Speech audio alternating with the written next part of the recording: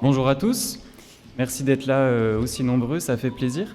Alors on a une grosse heure et demie pour parler avec Denis Robert, qu'on remercie de venir nous rendre visite ce matin. On va parler du dernier livre, donc Travailleur médiatique, on va parler de Blast aussi évidemment, et puis plus généralement du métier de journaliste. Alors je vais commencer par une petite introduction, je vais vous présenter Denis Robert, je vais commencer les premières questions avec Benjamin qui va animer avec moi ce matin. Et puis ensuite, libre à vous aussi de poser des questions, vous pouvez lever la main à tout moment, on a 2 micros qu'on fera tourner dans l'amphithéâtre. Donc vraiment n'hésitez pas à poser toutes vos questions, c'est pour vous aussi ce matin, vous pouvez poser toutes les questions que vous voulez, on fera tourner... En essayant de respecter un temps de parole un petit peu pour chacun, pour que chacun puisse poser les questions qu'il a envie de poser. Alors, Denis Robert, vous êtes né en 1958, pas très loin d'ici, en Moselle, dans la commune de Moyehof-Grande. Vous êtes journaliste d'investigation, romancier, essayiste, mais aussi réalisateur de documentaires pour la télévision et le cinéma. Vous êtes avec nous donc pour parler de votre dernier livre, Travailleur médiatique, résister à la fabrication du consentement, mais également du lancement récent de votre web TV et du site d'information Blast. Pour ce qui est du livre, l'intrigue commence par une demande des caisses de retraite. Pour avoir vos droits, vous devez justifier de vos différentes activités depuis que vous avez commencé à percevoir vos premiers salaires. C'est donc une formidable occasion pour vous de plonger dans votre placard archive et ainsi retracer votre carrière. Comme première expérience journalistique, vous vous lancez avec quelques camarades en 82, vous lancez le magazine Santiago en Lorraine. Je pourrais faire tourner, donc on en a quelques exemplaires ici au MJMN. Pour le premier numéro, donc qui sort en février 83, vous interviewez notamment Daniel Balavoine. Et puis 30 ans avant que Combini existe, et en face l'une de ces marques de fabrique, vous terminez votre interview par cette question: combien de fois avez-vous menti au cours de cet entretien? Ce à quoi Balavoine répondait: si mentir c'est dire le contraire de la vérité, alors peut-être que j'ai menti, mais si mentir c'est le contraire de la sincérité, alors je n'ai menti aucune fois. Ensuite, vous rejoignez Paris et la rédaction du mensuel Actuel, vous participez au lancement du Rolling Stone français et intégrez la rédaction de Libération en 83 également, où vos premiers grands reportages vous conduisent dans les Vosges, pas très loin d'ici, pour suivre l'affaire du petit Grégory. De cette affaire sortira une centaine d'articles et un livre. Après cela, à Libération, vous confie les affaires politico-financières du service Société. Entre 91 et 93, vous êtes sur la sellette dans ce journal et vous profitez du droit au congé formation pour reprendre des études de psychologie à Nancy. Vous vous lancez dans un DEA de psycholinguistique où vous étudiez les discours médiatiques. Vous êtes reconnu pour la rigueur de vos recherches et l'indépendance de vos enquêtes. Vous publiez en 1996 Pendant les affaires continuent, donc un livre qui traite de la corruption dans le monde de la banque, des assurances ou encore de la pub. Grâce à ce bouquin qui connaît un succès, vous gagnez en notoriété. La même année, vous réunissez 7 grands magistrats anticorruption pour la création d'un espace judiciaire européen dans le but de lutter contre le crime financier, qui prendra le nom d'Appel de Genève. Suivent des pamphlets comme Revolt.com, un livre d'entretien avec Noam Chomsky, et des documentaires comme en 98, Journal intime des affaires en cours. Entre 1999 et 2002, l'affaire pour laquelle vous allez devoir vous battre pendant de longues années éclate. C'est évidemment l'enquête sur la société Clearstream, chambre de compensation basée au Luxembourg. Des révélations qui aboutissent devant les tribunaux avec des procès qui impliquent des hommes politiques de premier plan comme Nicolas Sarkozy ou encore Dominique de Villepin. Les premières révélations dans cette affaire datent de 2001. Il faut attendre février 2011 pour que la Cour de cassation vous donne raison en reconnaissant, je cite, une enquête sérieuse et servant l'intérêt général. Cette même cour condamne Clearstream à vous dédommager, mais cela n'efface pas plus de 10 ans compliqués sur le plan professionnel et personnel. Justement, concernant la partie personnelle que prend cette affaire, votre fille, Nina, produit un documentaire sur France 3 diffusé en 2019, Clearstream et moi, qui raconte comment cette affaire a été vécue au sein de votre famille. Il y raconte notamment la façon dont on a essayé de vous détruire à coups de pression financière et judiciaire, de plaintes et de diffamation. En 2011, vous fondez, toujours avec votre fille, la société de production Citizen Films, qui produit des documentaires engagés comme Thorium, prix du meilleur documentaire au New York Festival en 2016. Votre film sur François Cavana, Jusqu'à l'ultime seconde j'écrirai, sera même nominé au César. En 2019, vous êtes nommé à la direction de la rédaction du pure player Le Média. Une aventure avortée assez vite puisqu'en septembre 2020, vous êtes écarté par la direction. Vous vient alors, quelques mois après, l'idée de fonder votre propre média en ligne, Blast, dans lequel d'ailleurs quelques anciens journalistes du média travaillent. La campagne de financement démarre début 2021. Très vite, les premières vidéos et les premiers articles apparaissent. On y parle notamment d'écologie, d'économie et de politique. La première affaire arrive également très rapidement suite aux révélations sur BHL, Bernard-Henri Lévy, destinataire d'un chèque de plusieurs millions d'euros en provenance du gouvernement qatari. Un premier procès attenté par BHL pour diffamation et vous le remportez en septembre dernier. Au mois d'octobre, vous sortez votre dernier livre, donc celui qui est affiché ici, Travailleurs médiatiques, Résister à la fabrique du consentement, 446 pages assez, désordonnées, où vous mêlez vos souvenirs de votre carrière de journaliste avec quelques-uns de vos éditos et votre réflexion sur la profession de journaliste qui n'est pas tendre. La préface est signée Alain Damasio qui dresse votre portrait. Dès le 6e chapitre, vous écrivez « Je suis dépité face à l'ampleur des dégâts. Où sont passés les journalistes ?» Je pense que vous en avez quelques-uns ici devant vous ce matin. Alors pour répondre à cette question, ensemble, on va revenir sur plusieurs thèmes. On va évidemment parler donc de Blast, du fonctionnement des médias. Et si on a le temps aussi sur l'avenir de la profession, je me permets donc de poser la première question à plusieurs reprises sur Blast. Vous regrettez que la presse ne vous invite pas pour parler de ce livre. Est-ce que ce n'est pas le risque quand on commence à avoir un regard critique sur le fonctionnement des médias ? D'abord, bonjour à tous et merci d'être là. Et merci à toi, Benjamin, pour ce résumé à la fois synthétique et précis de ce qui est ma vie. Parce que voilà, le travail, la vie, c'est des choses qui se mélangent souvent. Et en t'écoutant, je me disais, ouais, quand même. Il y a une sorte de cohérence dans tout ça, quoi. Pour répondre à ta question concernant ma non-invitation dans les médias, c'est la première fois où j'écris un livre où il y a zéro invitation. Il n'y a rien. Donc le livre quand même fonctionne, se vend, est réédité.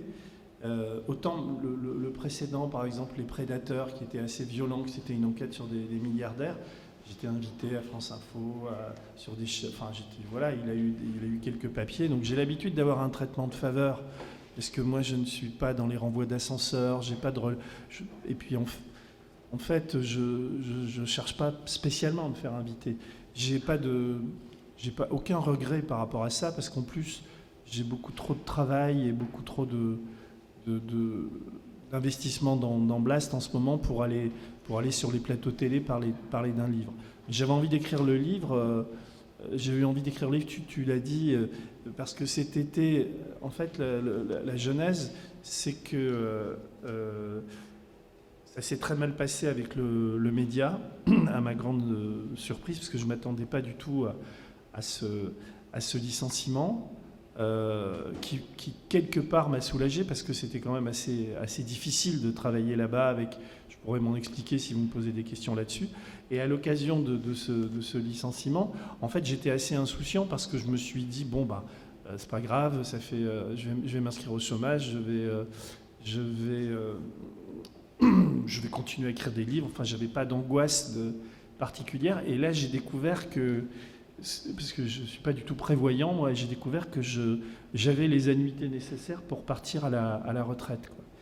Et je ne le savais pas. En fait, c'est parce que j'ai commencé à travailler à 15 ans comme ouvrier communal et puis animateur de centre de vacances, etc. Ce qui fait que j'avais accumulé mes trimestres. Et donc, je ne pouvais pas avoir droit à Pôle emploi et à tout ça, donc il fallait que je prenne ma retraite, quoi. Et là, ça m'a passé le moment un peu d'abattement. Vous vous dites, putain, j'avais jamais imaginé d'être un jour retraité. Et d'ailleurs, pour la petite histoire, je pense que j'ai jamais autant travaillé qu'en ce moment.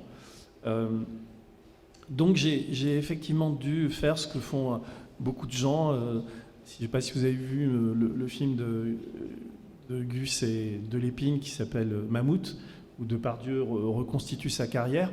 En fait, j'ai dû faire ça, c'est-à-dire j'ai dû me souvenir de mes premières piges, etc. Parce que sinon, c'était pour toucher cette retraite. Et le faisant, effectivement, je me suis remémoré mes débuts dans le journalisme. C'est vrai que ça a démarré avec Santiago, même un petit peu avant. Et je me suis toujours préoccupé du journalisme. Même si j'ai eu des rapports, de proximité, d'éloignement avec cette profession, ça fonde une grande partie de ma vie, quoi. Donc, mais l'idée du livre était pas encore là. Il s'est passé, donc il y avait ce travail que je devais faire cet été, qui était un travail de solitude, de retrouver des boîtes à archives, de retrouver des documents, etc. Et puis il y a des discussions. Le livre démarre sur une discussion que j'ai avec mon père, qui est complètement intoxiqué qui a 86 ans, qui est un peu intoxiqué parce qu'il vit seul depuis le décès de ma mère, et donc il vit avec la télévision, quoi. C'est comme une compagne. Et je l'ai vu alors qu'il est pas du tout, malgré son âge, il est plutôt vif d'esprit. J'ai vu à quel point il était intoxiqué par la télévision, en particulier par CNews. Et je me suis rendu compte que... Et j'ai remis le nez dans un bouquin de Bourdieu qui s'appelle « Sur la télévision ». Je démarre avec ça. Avec Bourdieu, j'avais une relation épistolaire. C'est-à-dire qu'après mon livre, pendant les affaires continuent, il m'a écrit une lettre magnifique, que j'ai gardée. Alors je dis magnifique, c'est le souvenir que j'en ai, parce que j'ai perdu cette lettre, je ne la retrouve plus. Mais on a échangé ensemble, et donc je commence à écrire là-dessus. Comme vous l'avez dit, j'ai aussi rencontré Chomsky, j'ai passé du temps avec Noam Chomsky, alors qu'en France, il n'était plus du tout en odeur de sainteté. Et tout ça, plus évidemment, depuis 3 ans, ce que je fais aux médias, puis ce que je fais à Blast, je me suis dit, il faut que je mette ça sur papier. Et j'ai commencé à faire une sorte de journal de bord de tout ça, en mélangeant à la fois des événements du passé, des réflexions personnelles. Vous avez parlé de mon travail en psychosociologie et en psycholinguistique quand j'ai repris. Donc j'ai un DEA, j'ai repris ça, mais je voulais passer un doctorat, et puis le journalisme m'a rattrapé en quelque sorte, ou les films et tout ça, donc je l'ai pas fait. Donc tout ça, ça donne un livre un peu hybride où j'ai mis aussi, parce que j'avais une demande de Florent Massot, l'éditeur, qui si vous voulez, quand j'écris des éditos toutes les semaines, d'une manière assez régulière, si vous allez sur YouTube, vous tapez mon nom, vous verrez, j'ai inventé une sorte de format avec mes amis du média d'abord, et puis Blast, qui sont ces éditos vidéo filmés qui durent entre 15 et 20 minutes, où je m'exprime sur l'actualité, où je mélange à la fois des choses très personnelles et des choses plus publiques. Donc ça crée... Et il y a certains de mes éditos, s'ils n'avaient pas été censurés par YouTube, ils seraient à des millions de vues aujourd'hui. Beaucoup fonctionnent, mais j'ai commencé aussi beaucoup à réfléchir d'ailleurs à la manière dont les réseaux sociaux et puis une chaîne comme YouTube étaient devenues omniprésentes dans le paysage, et comment on pouvait l'utiliser. Mon dernier édito, d'ailleurs, je parle de braconnage, et donc je pense qu'on doit utiliser tous les moyens qui sont les nôtres pour lutter contre ces chaînes mainstream et contre l'arrivée d'un type comme Vincent Bolloré quasiment à 2 doigts de donner les clés du pouvoir à ce pays à des gens d'extrême droite, etc. Donc la situation est d'une grande gravité, et c'est aussi pour ça que j'ai un peu arrêté mon travail d'écrivain pour me remettre aux affaires et au combat, et en créant Blast, etc. Donc cette longue parenthèse pour vous répondre que c'est à peu près normal que je ne sois pas invité dans les médias, que finalement c'est pas grave du tout, que le livre vit sa vie, et que de toute manière j'ai déjà été invité chez Hanouna ou chez des mecs comme ça, j'ai toujours refusé, et comment dire, je pense être, parce que je fais et parce que je suis, alors ça peut sembler immodeste, mais je m'en fous, je pense être la mauvaise conscience des journalistes français en particulier, ou du journalisme. C'est-à-dire que je peux m'expliquer là-dessus, mais c'est aussi pour ça qu'on n'a pas très envie de m'inviter. Ce dont vraiment, je suis sincère quand je dis ça, ce dont je me fous. et d'être la mauvaise conscience, c'est ça qui vous fait rester journaliste et puis vous lancer dans l'aventure Blast, alors que finalement vous avez votre travail d'écrivain et puis vous avez toutes vos cotisations pour la retraite, vous pourriez vous retirer. Ouais, non, mais j'ai pas envie de me retirer, j'ai pas du tout une mentalité de retraité. D'ailleurs, j'avais pas du tout préparé ça. Enfin, quand ça vous attrape comme ça, vous dites ah ouais, quand même. Mais non, je fais pas ça. Je fais pas ça. Comment dire? Votre question, c'était quoi? Est-ce que les annoter ces questions? Non, je disais pourquoi continuer à faire ce travail de journaliste quand finalement on a son travail d'écrivain. Oui, non, mais c'est vrai que là, je suis dans une permanente frustration de ne pas pouvoir me remettre au livre que j'avais commencé à écrire, d'avoir laissé tomber un projet de film que je devais faire, enfin, etc. Mais en même temps, l'aventure de Blast est tellement passionnante que j'ai pas vraiment de regrets, quoi. Mais j'espère qu'après la présidentielle, être suffisamment organisé pour mener de front les deux. Alors, ce livre, donc, il a un titre Travailleur médiatique, mais aussi un sous-titre Résister à la fabrique du consentement. J'aimerais bien qu'on revienne sur les deux termes. Donc, premièrement, travailleur médiatique, ça vient de media worker, vous l'expliquez un petit peu dans le livre. C'est employé pour la première fois aux États-Unis avec l'arrivée du numérique. Est-ce que vous pouvez nous expliquer pourquoi vous avez tenu à ce que ce soit le titre du livre et puis expliquer ce que c'est qu'un media worker? Les media workers, c'est les esclaves du numérique qu'on a vu naître et qui ont mis de côté les journalistes à l'ancienne, les journalistes de papier, les journalistes du Washington Post, etc. Et on a vu aux États-Unis un mouvement se dessiner quelques années avant ce qui s'est dessiné en France, à savoir tous les journaux qu'il y avait dans les journaux de ville, les journaux de papier, les grands journaux ont perdu énormément de lecteurs et ont commencé à licencier. Et a commencé à émerger des médias numériques, quoi. Donc, l'aristocratie que représentaient les journalistes en France, mais aussi aux États-Unis, était en train de se dissoudre, tant et si bien que il y a eu des études, j'en parle dans ce livre-là, mais j'en avais parlé dans un précédent. Je crois qu'il y avait eu une étude aux États-Unis qui a été faite par un site, le plus gros site de recherche d'emploi. Et on avait demandé, on avait classifié les 30 professions les plus demandées par les chercheurs d'emploi et les 30 les moins demandées. Et vous pourrez retrouver ça sur Internet, c'est assez frappant. C'est une étude qui date de 4-5 ans, et je ne me souviens plus du nom du site. Mais alors que 20 ans plus tôt, la profession de journaliste, elle était sans doute dans le peloton de tête, je ne sais pas. Là, elle était avant-dernière sur 60 professions. Je crois que derrière, il y avait encore ouvriers dans le pétrole ou je ne sais plus quoi. Enfin, donc il y a eu une sorte de dégradation d'image par rapport à cette profession qui est absolument fabuleuse, quoi. D'une part parce qu'elle se comporte mal, d'une manière générale, c'est-à-dire que les journalistes sont pour ces gens qui les déclassent, des suppôts du pouvoir, ou des gens qui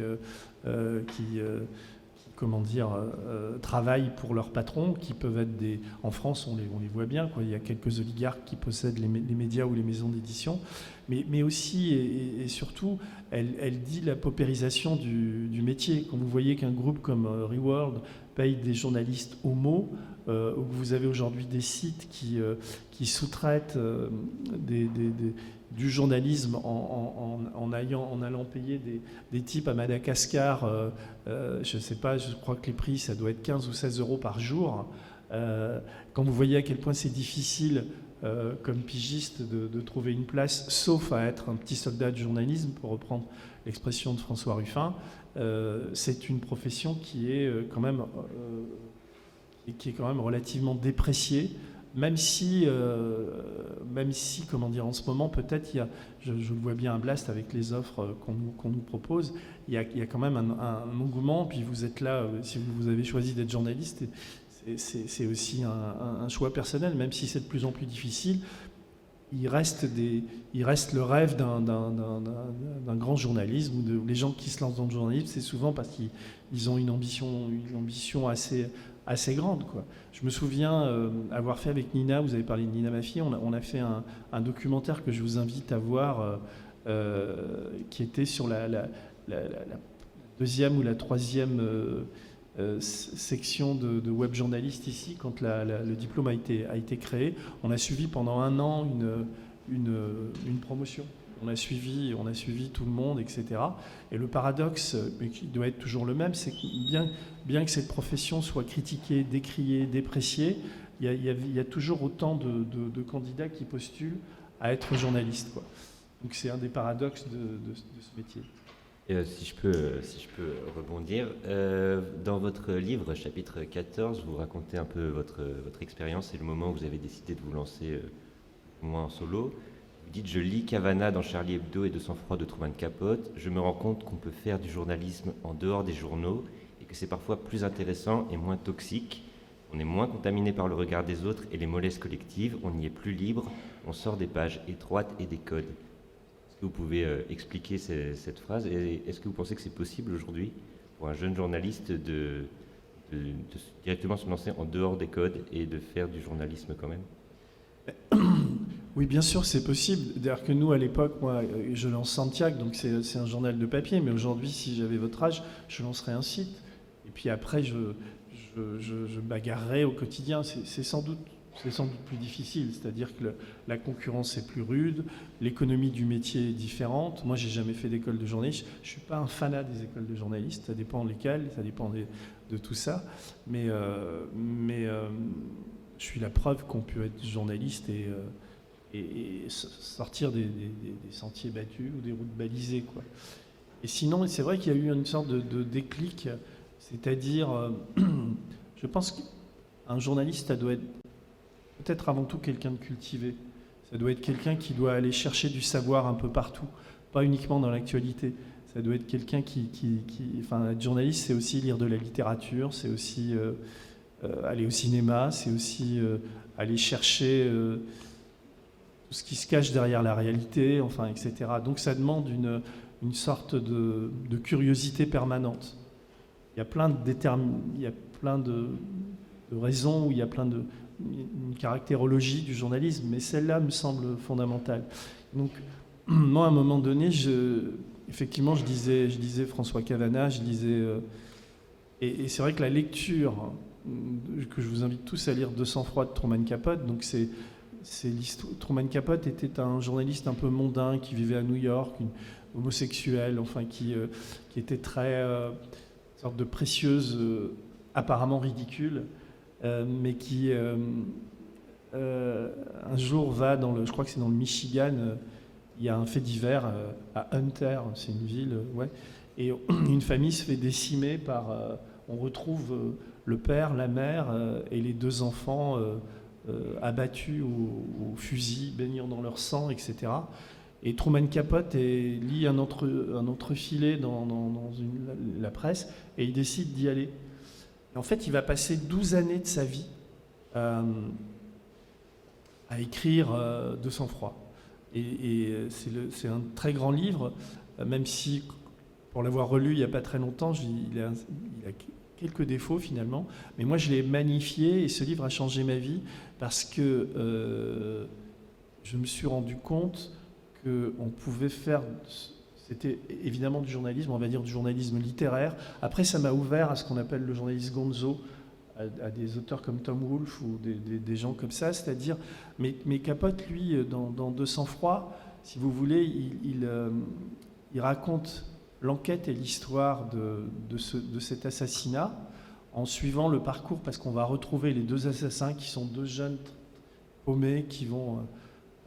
il y a un film de Billy Wilder qui s'appelle De sang-froid, que je vous invite à regarder. Il y a une bande dessinée qui existe, etc. Hein? J'entends pas, Jeff. T'es sûr? Non, je crois pas. Vérifions sur Google, mais...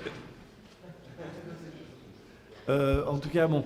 Et De sang-froid, si vous voulez, quand il écrit De sang-froid, la couleur de la tapisserie...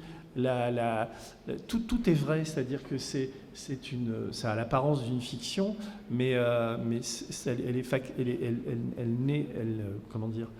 cette fiction ne fonctionne que sur c'est une no-fiction, c'est comme ça que disent les Américains, ça ne fonctionne que sur des faits absolument réels. Et Truman Capote, en fait, pendant toute l'histoire de Sang-Froid, il n'a pris aucune note. Et il est venu en France, d'ailleurs, il s'est réfugié, il était à Chamonix, en France, et il a écrit d'une manière frénétique pendant des mois dans un chalet, et il en est sorti ce livre qui est sans doute un des livres, enfin, ça fait partie sans doute des 10 livres les plus vendus au monde. Et quand j'ai lu ça, je me suis dit, c'est ça que je veux faire, moi. C'est-à-dire, je veux écrire des livres, et parce que j'étais dans une frustration, même si j'étais dans un grand journal qui est Libération, dans toutes ces affaires de corruption, j'étais fatigué à un moment donné, et les pages d'un journal étaient devenues trop étroites pour moi. Alors, Wilder ou Brooks? C'est Brooks. Bravo.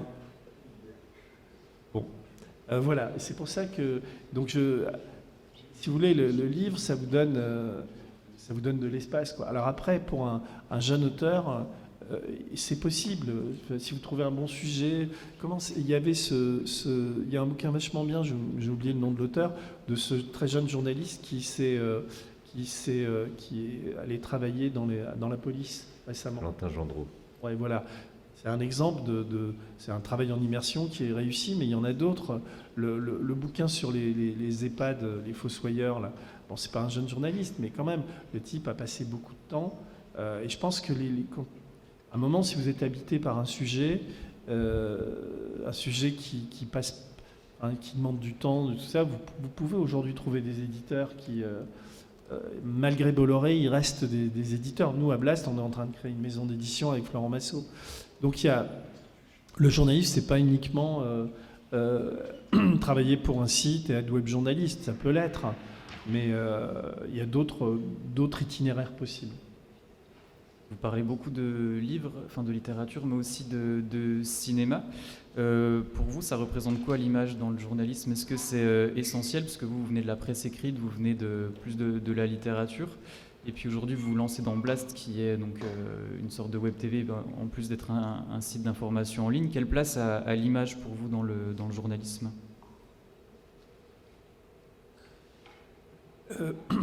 Plus que l'image, c'est la vidéo. C'est-à-dire que, en fait, si j'analyse, si je suis un peu rétroactif par rapport aux bouquins que j'ai écrits, chacun de mes livres, c'est doublé de documentaires ou de films.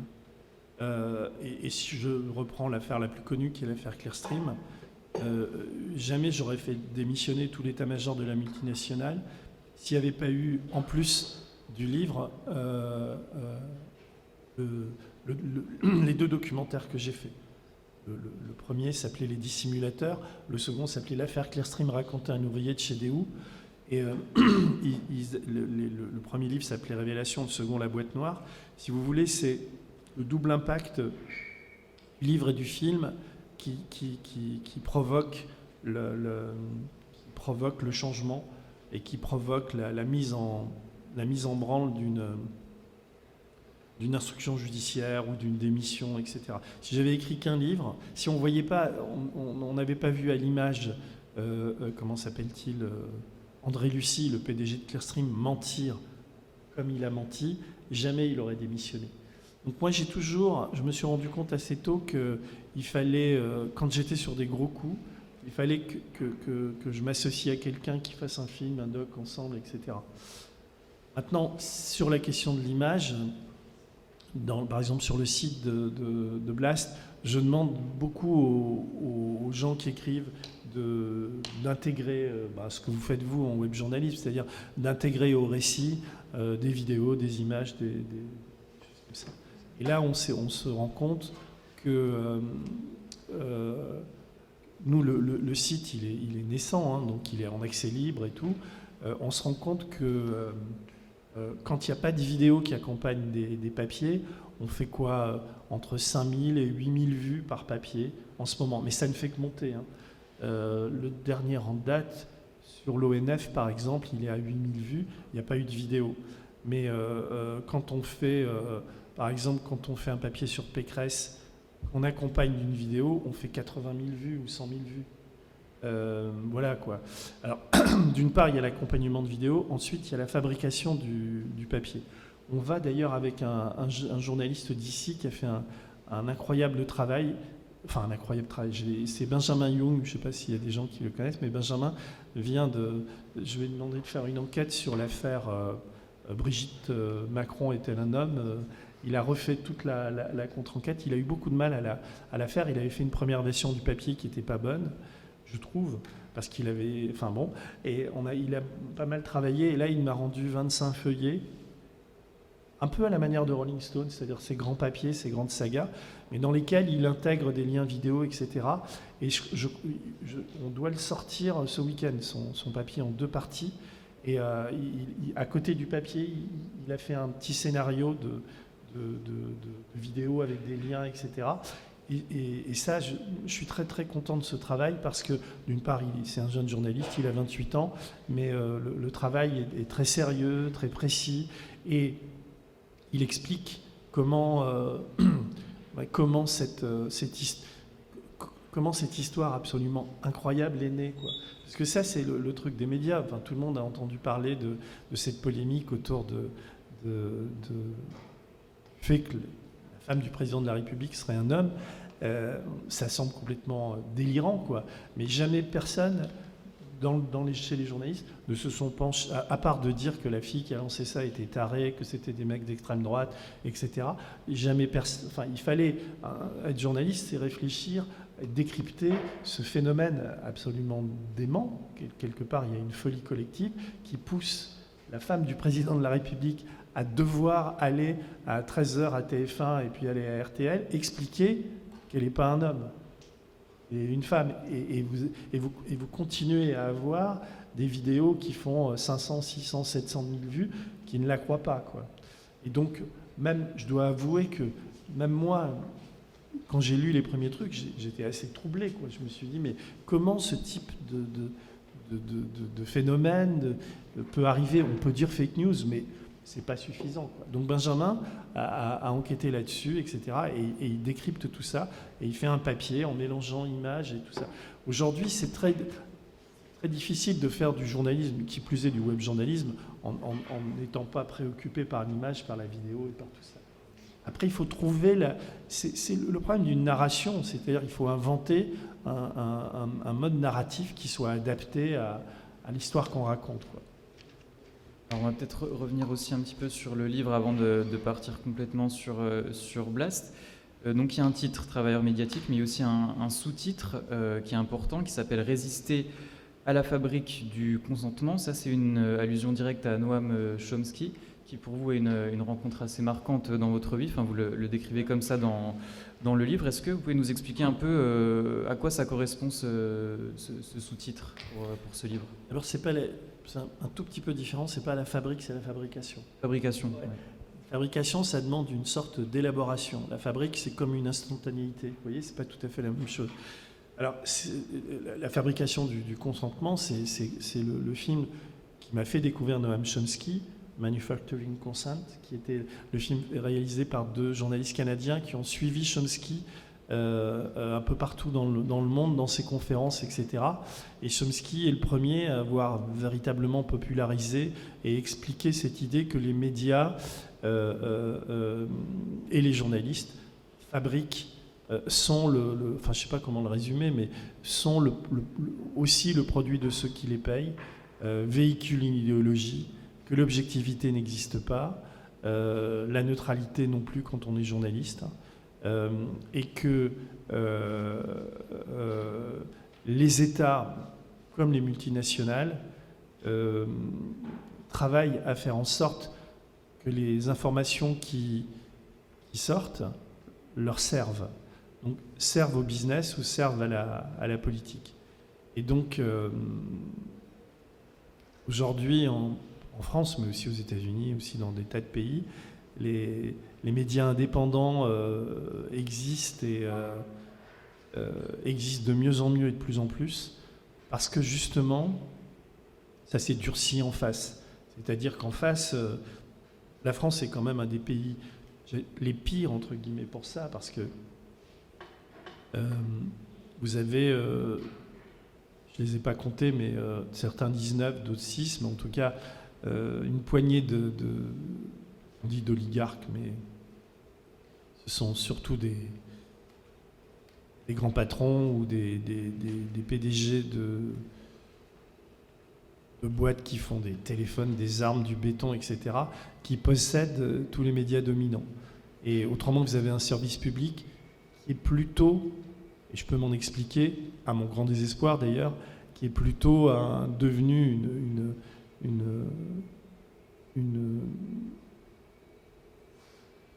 un média pro-gouvernemental. Aujourd'hui, un média pro-macroniste.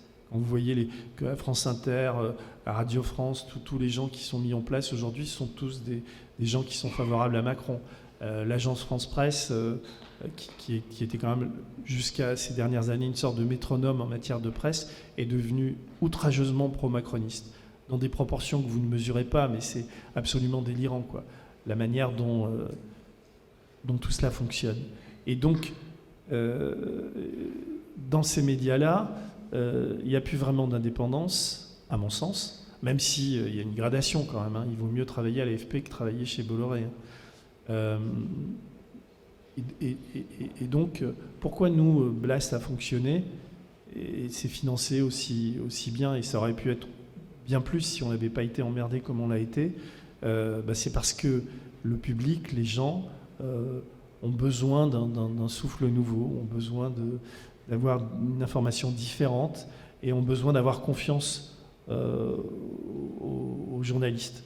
Et parce que nous, on nous catalogue médias de gauche ou je sais pas quoi, mais on est d'abord un média de journaliste, je veux dire. Après qu'on soit plutôt à gauche, effectivement, mais c'est pas le problème. C'est-à-dire que, en plus, aujourd'hui, ce que ça veut dire être à gauche, c'est quand même un peu plus compliqué à définir qu'il y a quelques années. Donc voilà, il y a de la place, quoi. Et résister à la fabrication du consentement, c'est sortir des sentiers battus, c'est toujours être un contre-pouvoir, c'est ne pas croire ce qu'on vous dit. Avec la guerre en Ukraine, on a quand même des exemples, un exemple à nouveau d'emballement médiatique autour d'une sorte de storytelling qui semble écrit et partagé par tout le monde. Poutine, dictateur, méchant, machin, etc. Je ne sais pas du tout de justifier l'acte de guerre qu'il commet en ce moment, mais derrière tout ça, il y a des racines, il y a une sorte de non-prise en compte par l'Occident ou par l'Europe des menaces jusqu'à ces dernières années. Il y a toutes les intrigues américaines, il y a l'histoire du gaz, etc. Et le drame ukrainien n'est pas uniquement une histoire de gentils et de méchants comme on nous le raconte en ce moment, par exemple.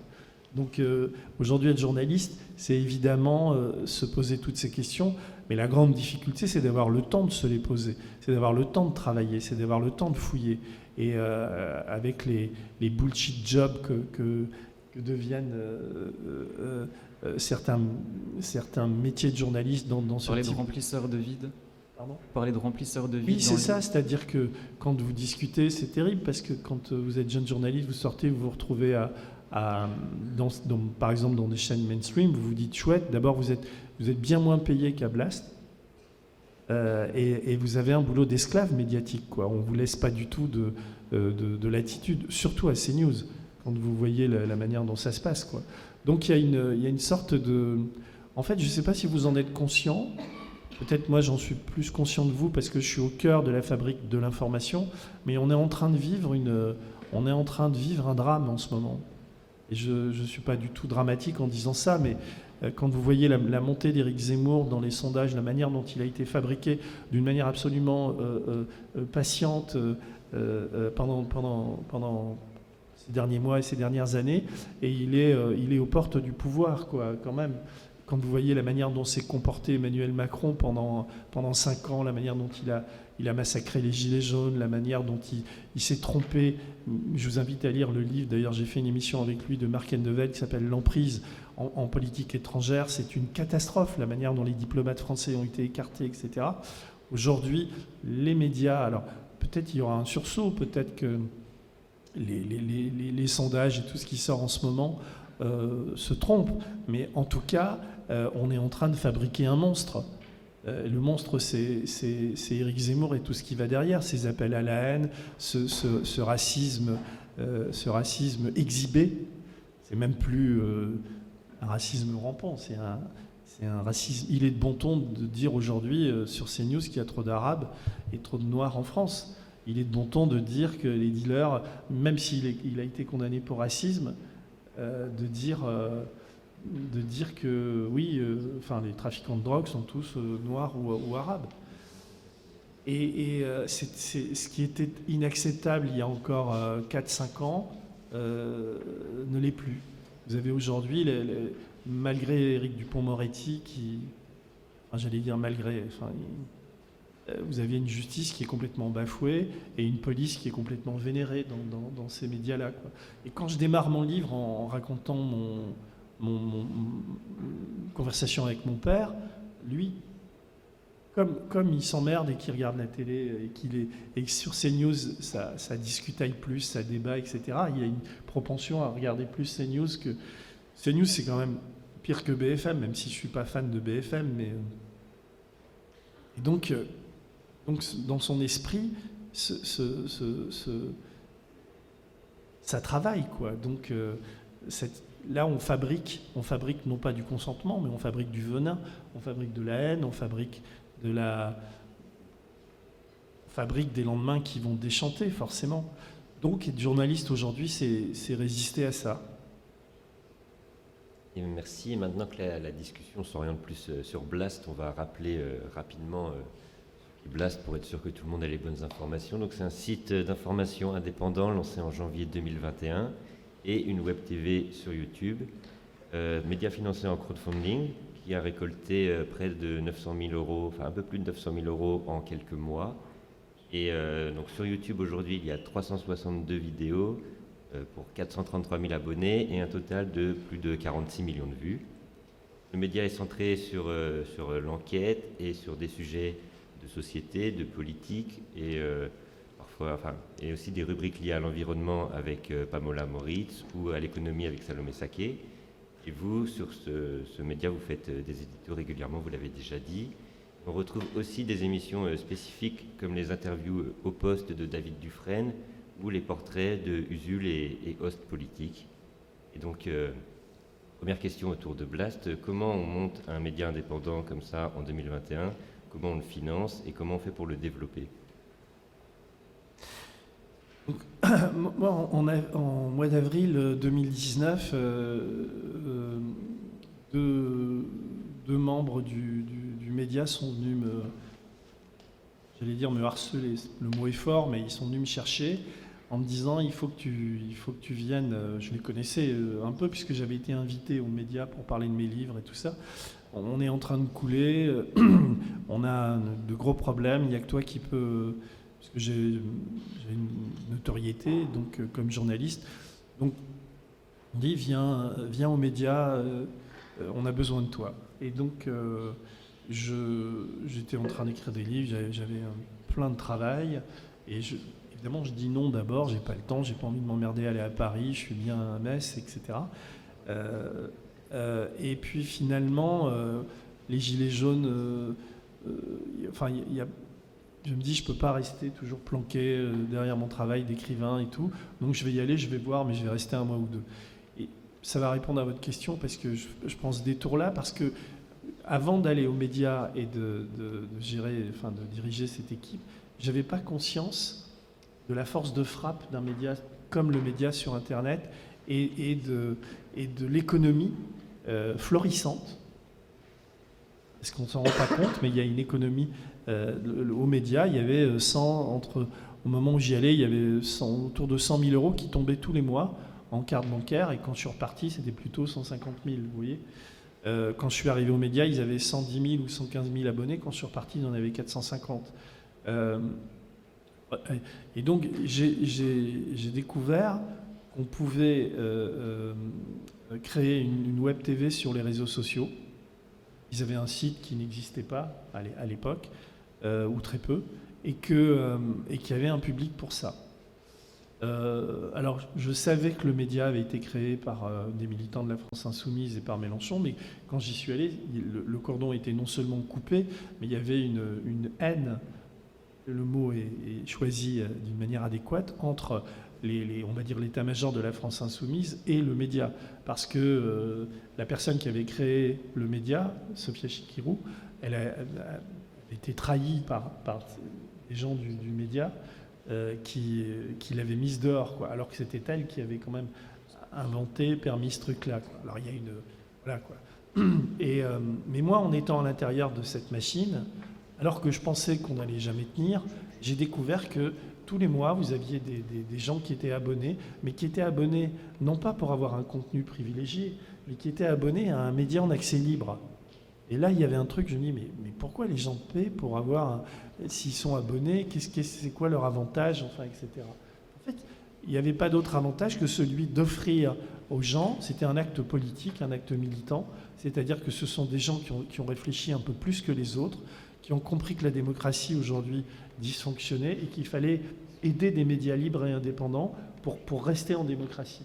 Et donc ce sont des gens plutôt généreux, plutôt impliqués, plutôt cultivés, politiquement très à gauche, qui ont financé ce média. Et moi je m'y suis senti bien pendant disons, une année, et ça a commencé à merder quand j'ai voulu sortir,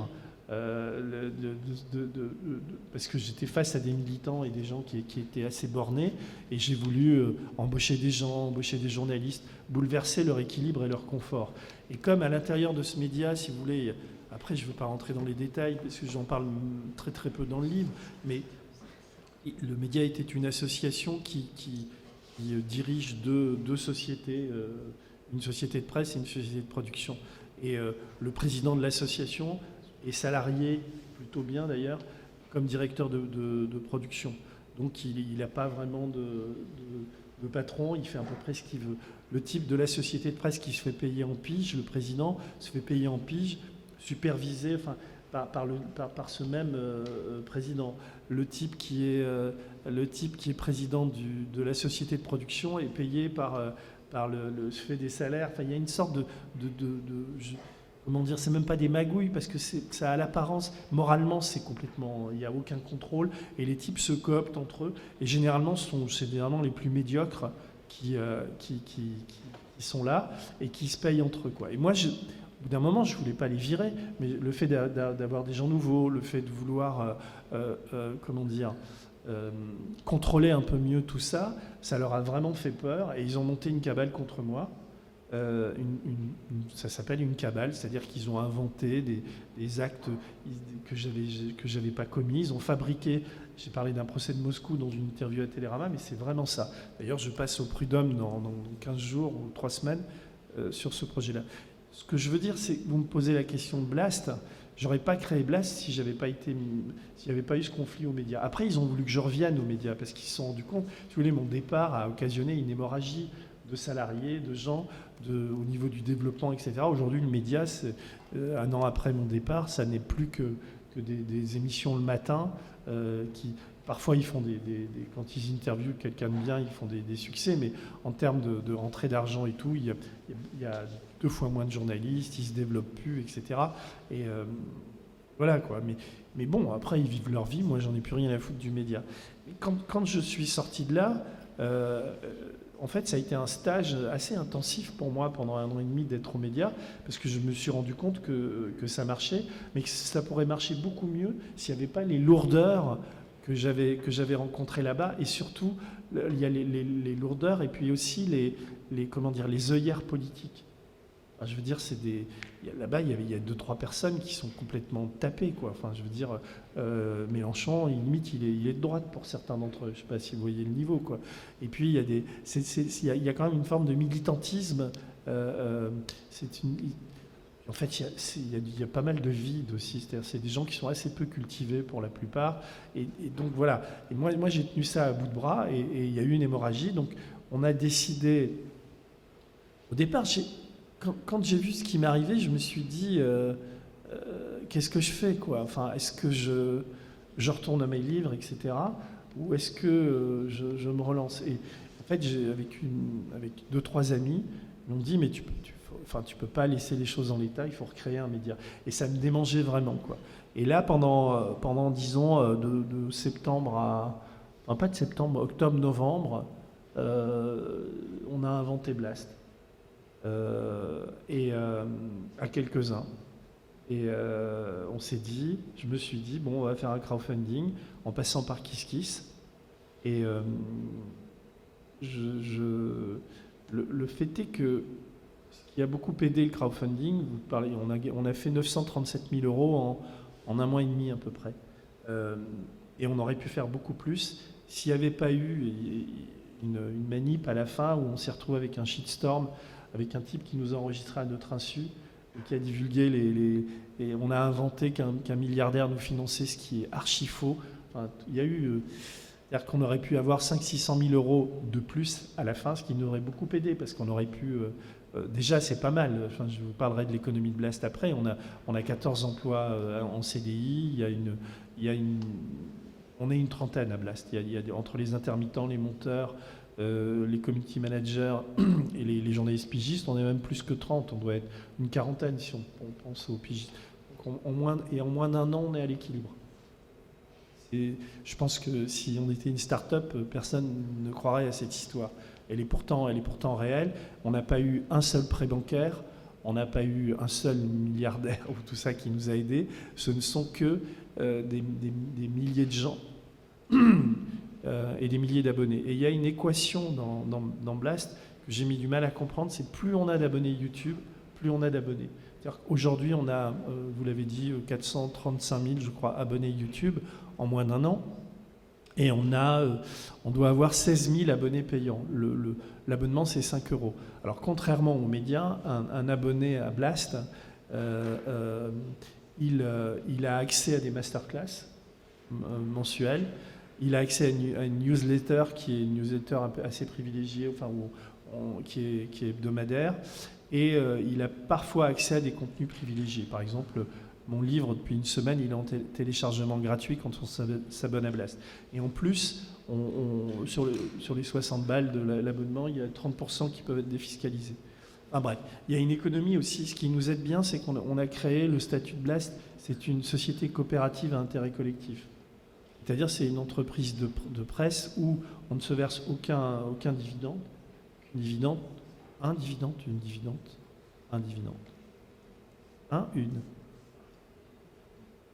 Pourquoi je me trompe? Merci. Richard Brooks ou Billy Wilder? Bon, donc une société coopérative à intérêt collectif, tout l'argent est réinvesti dans l'outil de travail et dans les emplois. Donc, et il y a une sorte de transparence par rapport à ça, quoi. On ne peut pas magouiller, on peut pas...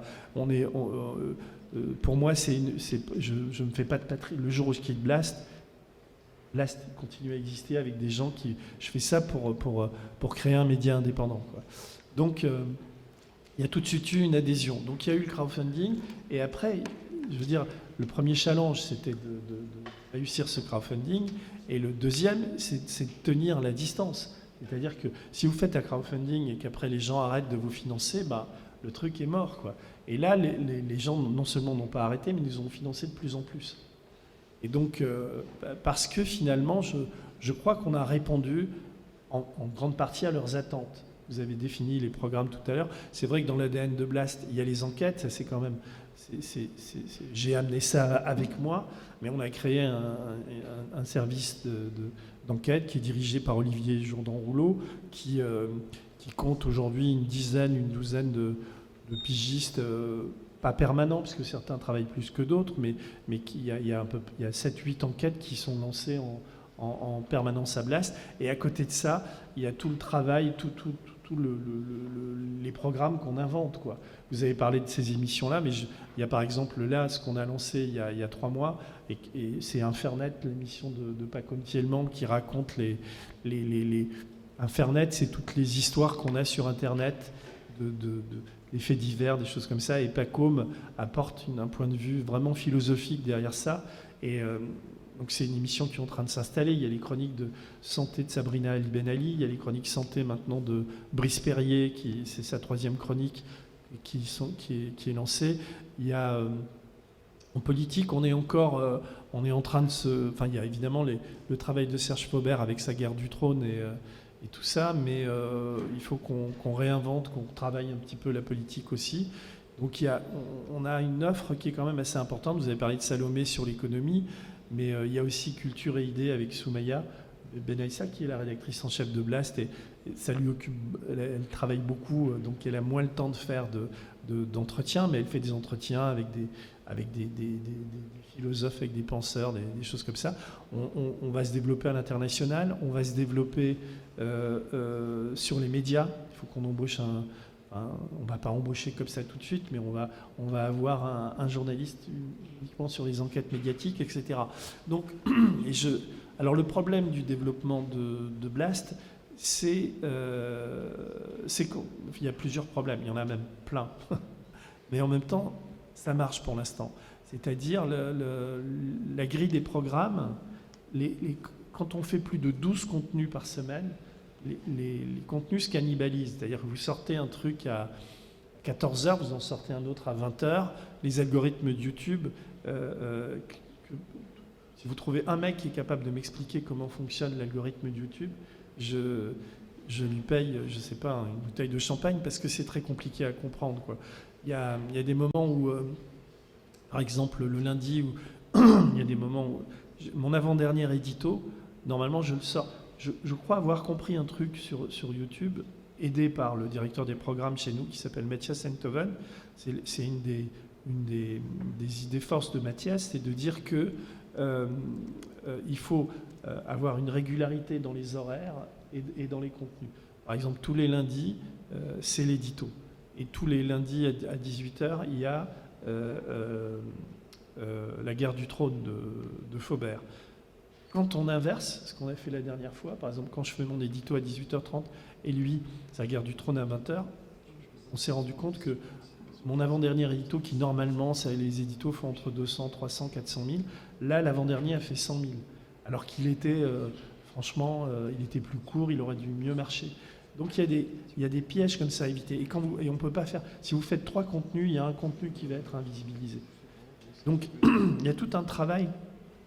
On invente en quelque sorte un métier et qui, pour l'instant, est beaucoup trop dépendant donc des GAFAM et de YouTube, mais on peut voir aussi nos contenus sur Peertube et ça monte. Mais si vous voulez, sur YouTube, quand je fais une émission avec Serge, comment il s'appelle, Vincent Jauvert sur la mafia d'État, on doit être à 1 300 000 vues, un truc comme ça.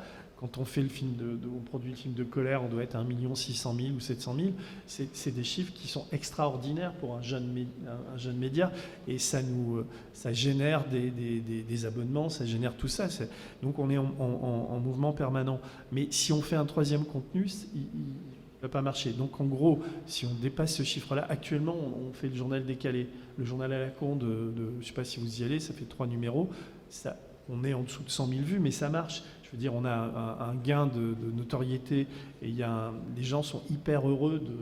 Il y en a qui détestent, qui ne trouvent pas ça drôle, mais les gens qui trouvent ça drôle sont complètement aficionados. En 5 jours, on l'a financé à hauteur de 50 000 euros, ce JT. Mais le JT à la con, c'est 4 émissions dans la semaine, donc ça nous laisse plus que 8 contenus. Et si on veut se développer, il va falloir qu'on crée assez vite, et je pense qu'on va les créer à la rentrée, des chaînes secondaires. C'est-à-dire un peu comme fait Brut, quoi. Mais Brut le fait avec de l'argent de l'État et de millionnaires. Ils ont des investissements qui se chiffrent en millions d'euros et nous pas du tout. Donc, mais nous, on est appelés à grandir, quoi. Si on se fait pas manger, si ça se passe bien au niveau de l'équipe et si on ne peut que se développer. C'est-à-dire que Blast alors effectivement, on pourrait se dire ça va, on a réussi le modèle, on va rester entre nous, mais c'est pas l'idée. L'idée, c'est vraiment de nous développer, donc de créer une chaîne secondaire. Donc ça veut plus dire 12, mais 24 programmes. Donc ça veut dire des embauches, ça veut dire voilà. Et puis une fois qu'on aura fait une chaîne secondaire, on va en faire une troisième. Et puis on va créer des journaux, il faut moi, mon idée, c'est de créer une sorte d'écosystème autour de Blast. On sort un livre avec Jean-François, sur lequel on a beaucoup travaillé ces derniers temps, qui s'appelle Dépossession.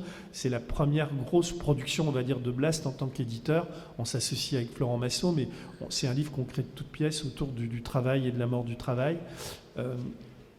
Voilà quoi. Je voudrais associer avec Blast peut-être le site de Rivoire of Investigation. On va travailler ensemble. Il y a des sites partenaires que j'aime bien comme Elucide. J'aimerais bien qu'ils nous rejoignent. On n'est pas en concurrence, si vous voulez. L'adversité est tellement forte qu'il faut qu'il y ait de l'entraide entre nous et pas qu'il y ait de rivalité. Vous parliez de l'enquête tout à l'heure, donc Blast c'est jeune, il n'y a pas énormément de journalistes encore. Alors comment on fait pour, quand on n'a pas des moyens extraordinaires, pour se lancer dans de l'enquête, parce que l'enquête c'est ce qui coûte le plus cher, parce qu'il faut du temps pour se mettre dans une enquête. C'est quoi le point de départ et comment ça fonctionne chez Blast? Et vous dites qu'il n'y a pas des moyens extraordinaires, mais quand on me propose une bonne enquête ou quand je propose une enquête à quelqu'un, c'est plutôt dans ce sens-là. Par exemple, Benjamin, et c'est vrai aussi pour Moran Kerinek qui, lui, dans son enquête, il a eu un peu plus de mal, mais il y a Benjamin Le Foll, qui est un ancien journaliste de chez vous, qui est en train de faire une enquête sur Édouard Philippe. Clément Le Foll, pardon, ouais. On avance 560 € pour financer le début, quoi. Souvent, on demande un rendu un mois plus tard. Et ensuite, en fonction du travail, du nombre de feuillets, de la vidéo, etc., on ajuste. Ça peut être payé le double, ça peut... voilà, quoi. Mais il n'y a pas de... Je veux dire, on finance les enquêtes. Après, on paye au feuillet 70 € le feuillet. Au-delà de 5 feuillets, parce que des papiers qui tirent à la ligne, la difficulté quand vous payez plus de 60, quand vous avez 10 feuillets, par exemple, des fois c'est très compliqué parce que ça demande des ajustements, des négociations, et on signe toujours des bons de commande avant. C'est-à-dire, qu'on peut ajuster, quoi. Si quelqu'un va nous sortir un scoop, on peut filer plus de fric, mais si quelqu'un nous dit j'ai fait 10 feuillets, je veux 700 balles, et qu'il tire à la ligne, et que le truc qui aurait pu être écrit en 10, il peut être écrit en 5, on lui file 350 balles, quoi. Et s'ils sont pas contents, ils vont ailleurs. Je veux dire, j'ai pas du tout l'impression d'être à... Je trouve qu'on paie, compte tenu de notre économie, on respecte les conventions collectives, tout le monde est payé sur 13 mois, vous voyez. Et le salaire, j'ai plus les chiffres en tête, mais un journaliste à Blast, il démarre à j'ai peur de dire une connerie, mais il faut revoir les conventions, je crois 2850 bruts sur 13 mois. Et il y a, je ne sais plus combien de journées, on est 7-8 journalistes. Donc peut-être que quelqu'un veut intervenir, poser une question de Blast. Ou 2005 pour le début, et après avec quand on a un tout petit peu d'ancienneté, c'est 2850, chef de service. Enfin, j'ai plus la grille des salaires, mais c'est de cet ordre-là. Quand vous démarrez, j'ai vu qu'à l'Express ou dans des trucs, c'était moins payé, quoi. Donc toujours avec le financement, il n'y a que les gens qui s'abonnent, donc qui vous financent. C'est-à-dire vous ne tirez pas de revenus de YouTube ou de... Non, on refuse ça. Moi, je veux qu'on crée une régie publicitaire bientôt, mais une publicité éthique, choisie. Je veux qu'on trouve des mécènes pour financer des projets spécifiques. Par exemple, sur la chaîne secondaire que je veux créer, ça sera une chaîne culture et idées. Je voudrais, mon ambition depuis le début, même quand j'étais aux médias, c'est de refaire Apostrophe d'une manière hebdomadaire, tu vois, d'avoir une émission littéraire. Mais pour ça, il faut des financements. Donc, j'accepterai pas d'être financé par Coca-Cola, mais je peux accepter d'être financé par je sais pas moi, une marque de stylo ou je sais pas. Enfin, il faut que je trouve quelqu'un qui aille nous chercher des financements beaucoup plus qu'en ce moment. Parce que ça passera par ce développement-là aussi. Et ça prend du temps justement. Ça prend énormément de temps et c'est des choses sur lesquelles j'ai un petit peu travaillé, mais j'ai pas le temps de travailler comme je le voudrais. Et justement, être donc directeur de la rédaction de Blast, ça implique quoi? C'est quoi votre quotidien chez Blast? C'est-à-dire qu'avant d'être directeur de la rédaction, je suis PDG de la coopérative Blast, donc j'ai été élu pour 2 ans. Et là, on va faire une assemblée générale. Vous pouvez tous être... Alors, tout à l'heure, vous parliez de la manière dont on est financé. Il y a les abonnés. Donc, on doit être 16 000 abonnés si on compte la campagne KissKiss, mais 12 000 en réalité nouveaux abonnés. Les 4 000 KissKiss dont l'abonnement va s'arrêter en avril, je crois, avril-mai. Donc, il y a une bagarre à mener de ce côté-là. Il y a les dons défiscalisés. Il y en a énormément. Et Et puis, il y a les parts sociales, c'est-à-dire qu'on peut être sociétaire de Blast avec 5 euros, donc on a accès au vote, on élit des représentants, enfin, c'est assez démocratique, quoi. Et les parts sociales sont défiscalisées. Une boîte, par exemple, qui prend des parts sociales à Blast, elle peut récupérer au bout de 5 ans ses parts sociales. Et ça veut dire que, comme elle défiscalise, c'est beaucoup plus intéressant d'investir dans Blast que d'avoir un livret de caisse d'épargne. Vous avez 1 000 euros, vous les mettez dans Blast, vous récupérez 1 000 euros dans 5 ans, mais vous avez eu en crédit d'impôt, j'ai plus le truc en tête, mais genre 500 balles de crédit d'impôt. Vous voyez, enfin, j'avais fait le calcul qu'on avait 20 fois plus intérêt à investir dans Blast qu'avoir un livret de caisse d'épargne. Mais c'est sûr qu'il ne faut pas qu'on se casse la gueule entre-temps, mais on n'est pas parti pour se casser la gueule, quoi. Tout le monde imaginait pensait que le modèle était incohérent, à commencer par le crédit, la banque postale, qui est notre banque, elle n'a pas voulu nous faire de crédit. Et là, aujourd'hui, au bout d'un an, ils n'en viennent pas, parce que là, on a 130 000 euros en fin d'année d'exercice positif, donc on doit payer des impôts, quoi, sur les dons. Donc, on est en train de voir avec le fisc pour se sortir de ce piège-là. Mais donc ça marche, quoi. Donc ce qui finance Blast, c'est-à-dire que plus en face, notre meilleur argument, paradoxalement, c'est Bolloré, quoi. Plus il y a de Zemmour, plus il y a de Bolloré, plus les gens, à un moment donné, se disent « Putain, je vais filer 5 euros à Blast plutôt que de me payer un café, ils le méritent plus, quoi. » Donc il y a un truc comme ça qui se passe et que j'avais imaginé, mais pas à ce point-là. Alors on parle de beaucoup de choses sur Blast, donc d'économie, d'écologie, de politique. Il y a une échéance qui arrive, donc les présidentielles. Comment vous allez traiter ça chez Blast ? Déjà, on le traite avec le travail de Serge Faubert, qui fait 2 émissions par semaine. On fait des grands entretiens avec des politiques ou des proches. Et puis, quand on sort des enquêtes, comme c'était quand même nous qui avons sorti l'enquête Alstom sur Pécresse, donc qui avait acheté des actions Alstom alors que son mari était chez Alstom, qui a créé une fiducie. Enfin bon, là, on était, le truc est sorti par quelqu'un d'autre, on était sur le bourrage d'urne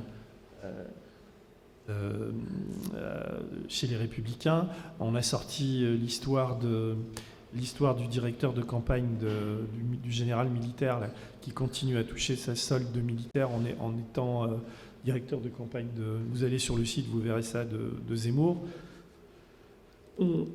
Et sur Macron, quand on fait des portraits de ministres comme ceux de Le Maire ou du Dupond-Moretti, ou tout ça, on est quand même très critique, quoi. Donc là, on travaille beaucoup sur le bilan d'Emmanuel Macron. Quand je fais un édito, mon dernier édito, à la fin, je dis au secours, quoi, tout sauf Zemmour. Enfin, je dis pas tout sauf Zemmour. Je dis parce que là, Zemmour et Macron sont en tête dans les sondages. Donc je fais quand même un édito très très virulent contre ce cas de figure. Justement, comment ça se construit un édito ? Comment vous y prenez pour vos éditos chez Blast ? Pour moi, le problème que j'ai avec mes éditos, c'est que ça vient en plus, alors que ça devrait être mon activité centrale. Mais il y a la gestion des équipes, il y a le développement, il y a ça prend beaucoup de temps. Donc un édito se nourrit de l'actualité. Donc tous les jours, je veux dire, quand j'ouvre les yeux, je regarde un peu, je suis abonné à peu près à tout, donc j'essaie de regarder et tout, mais s'informer prend du temps, quoi. Et donc l'édito, généralement, je l'écris au dernier moment, c'est-à-dire mes éditos sont très écrits. Et j'essaie toujours de trouver des angles.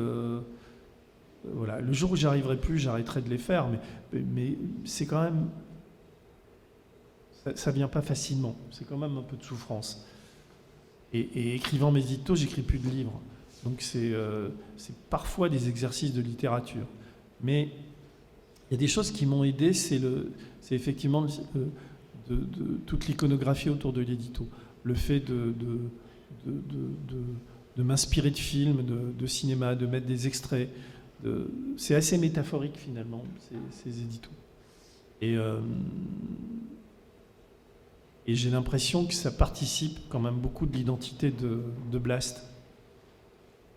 Et voilà. Et ce sont des éditos engagés, mais ce ne sont pas des éditos partisans. Donc, par exemple, sur la question du vote, moi aujourd'hui, je sais pour qui je vais voter. Il y a un mois, je ne savais encore pas. Se pose la question de est-ce que dans mon édito, à un moment donné, je vais aller sur ce terrain-là. Pour l'instant, je ne pense pas. Oui, parce que sur Blast, vous dites dans un de vos éditos que vous êtes journaliste mais pas idéologue, mais est-ce qu'on ne s'en rapproche pas un peu dans un édito quand on donne son avis de manière aussi critique sur l'actualité? Quoi? Est-ce qu'on n'est pas idéologue? On se rapproche de ce penchant-là, ouais. Quand je dis idéologue, c'est presque un synonyme de militant, quoi. C'est-à-dire que moi, le jour où d'ailleurs, on peut sortir, même si on est plus proche, par exemple, des Verts ou de la France Insoumise ou du parti. Enfin, on est capable de sortir. On fait du journalisme avant tout, quoi. À un moment donné aussi, vous vous souvenez de la une de Libération avant les élections la dernière fois, c'était voter Macron, quoi. Donc à un moment donné, les médias s'engagent. Le Monde avait fait la même chose. Donc peut-être que nous, compte tenu du paysage et compte tenu de la dangerosité que représente Zemmour, et je pense vraiment que et c'est suffisamment documenté, mais est-ce que c'est de l'idéologie que de dire que les 5 années qu'on vient de vivre avec Emmanuel Macron sont sans doute, à mes yeux, les pires en termes de présidence, et pourtant on avait déjà bien morflé avec Sarkozy, les pires que la France ait vécu depuis très très longtemps. C'est-à-dire ce président a été élu sur des mensonges, comme il a été élu grâce aux médias, il y a une campagne inique qui a été réalisée, on ne l'a pas vu venir, et il a fait le contraire, en grande partie le contraire. S'il y a des macronistes ici, je veux bien en débattre avec eux, mais il a fait, me semble-t-il, le contraire en matière de politique étrangère, en matière de politique sociale. La France, la pauvreté n'a jamais autant augmenté que sous Emmanuel Macron, etc. Ce sont des faits, ça. Ce sont les analyses d'Oxfam sur la politique étrangère. Encore une fois, souvenez-vous du Liban, souvenez-vous de la Turquie, souvenez-vous de l'Algérie, souvenez-vous de la Russie. Il dit des choses, le lendemain il dit son contraire, et ça donne une sorte de désastre diplomatique. Je pense qu'il n'y a jamais eu autant de désespoir au Quai d'Orsay que sous Emmanuel Macron. Pourquoi? Parce qu'il a aussi privatisé la diplomatie, c'est-à-dire qu'il envoie des Benalla un petit peu partout. Voilà, quoi. Et je pense qu'il y a une folie chez cet homme. Et puis, donc je pense que si on lui donne les clés pour 5 ans de plus, ça va être terrible, quoi. Ça va être une boucherie, parce qu'il va imposer sa loi sur les retraites. Alors, est-ce que c'est de l'idéologie quand je dis ça? Non, parce que moi, au départ, j'ai voté Emmanuel Macron au second tour. Alors, on me le met suffisamment à la tronche en disant oui, mais c'est de ta faute, t'avais qu'à pas voter. Ben oui, mais je préférais Macron que Le Pen. Alors, voilà, quoi. Aujourd'hui, ce ne serait plus le cas. Je vous assure que, a priori, ça je devrais peut-être pas le dire, mais a priori, j'ai un second tour Macron-Le Pen, je ne vais pas voter. Et justement, Macron-Zemmour, c'est pas sûr. J'en sais rien encore. Je réfléchis. Mais là, comme vous le répéterez à personne... Justement, en sortant des enquêtes, il n'y a pas que... Il y aura peut-être pas peut-être il y aura peut-être que comment dire, Mélenchon va faire un comeback incroyable et qui va les doubler sur... Oui. En relayant des informations comme le rapport Oxfam ou comme tout ce qui a pu sortir sur les 5 ans d'Emmanuel Macron, comment vous expliquez qu'il y a encore toujours autant de soutien, que les sondages soient toujours aussi hauts pour lui? Est-ce que c'est D'abord, il y a un taux d'abstention comme on n'avait jamais vu. C'est pour ça qu'il faut vraiment aller voter, parce qu'on s'en mordra bientôt les doigts. Et parce qu'il a avec lui vous parliez de fabrication du consentement, il a avec lui des journalistes, je ne sais pas, ouvrez... Alors sur CNews, ils sont très critiques parce que Bolloré veut se faire Macron et colère. Il explique très bien d'ailleurs le Hendevel dans son bouquin. Mais sur BFM, on est quand même pro-Macron, sur LCI aussi, pareil, sur France Télévisions, c'est outrageusement pro-Macron. France Inter, je ne vous raconte pas. Les radios, c'est pareil. Donc, à un moment donné, quand vous avez de la propagande d'État, on se moque de la Russie en disant que la Russie fait de la propagande, etc. Mais en France, franchement, on a aussi de la propagande, quoi. Il y a vraiment des chroniqueurs qui nous vendent la Macronie. Pourquoi le journal de 20 heures posez-vous cette question, je l'ai d'ailleurs posée dans un édito. Le jour où l'Observatoire, quel est l'organisme en France, l'INSEE, a donné ces chiffres sur la pauvreté et qu'il y avait 9 600 000 pauvres en France, le chiffre avait augmenté, je crois, de 7% par rapport à l'année dernière. Et la pauvreté est caractérisée par, je crois que c'est moins de 900 € par mois pour une personne. Pour une famille, c'est moins de... Enfin, c'est très précis, enfin, la pauvreté. C'est absolument terrible d'avoir presque 10 millions de pauvres en France. Un sixième de la population. Ça doit faire l'ouverture du journal de 20 heures de Anne-Sophie Lapix. Et ça doit faire l'ouverture. La France, voilà, il faut qu'il y ait des reportages sur des SDF. Il faut qu'il y ait... Jamais le pays n'a été dans une telle disparité entre les pauvres et puis les riches. Jamais tous ceux qui ont financé Macron, comme Xavier Niel ou Bernard Arnault, ne se sont mis autant plein les fouilles. Donc, mais tout cela est tu dans ces journaux. Et cette histoire de statistiques de pauvreté, ça a fait, je crois que je l'avais minuté, 2 minutes 20, parce que sous prétexte d'objectivité, ce journal de 20 heures de France Télévisions, qui est quand même un service public, va faire, avec, je ne sais plus, Jean-Paul Chapelle, ils sont deux, Anne-Sophie Lapix le lance, et il dit alors nous avons les chiffres, combien y a-t-il de... Il y a 9 millions, ça dure 2 minutes, paf, on passe à autre chose, c'est le 9e sujet du journal. Ils sont objectifs, ils en ont parlé.